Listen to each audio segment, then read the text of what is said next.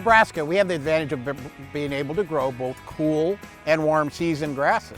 We often get the question, well, can I use the same herbicides on warm season grasses that I do on cool? But first, let's talk a little bit about the cool and warm season grasses.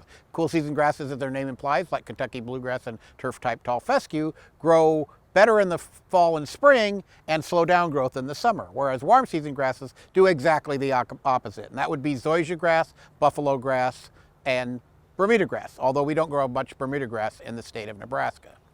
At the end of the day, though, the herbicides that you can use for the warm season grasses generally are very similar, if not identical, to the ones that you can use for the cool season grasses. So if you had a cool season lawn, you've been really happy with how it's been going, check the label. We always say check the label, but check the label. And I'm going to be surprised if it doesn't work as effectively in your warm season grasses as it does in your cool season grasses. There is one advantage to the warm season grasses in that at the end of the day, in the middle of the winter or when we have a nice warm day in the fall or spring and they're dormant, showing absolutely no green color, a topical application of glyphosate can do well over the top to get rid of those pesky perennial weeds that are hard to control.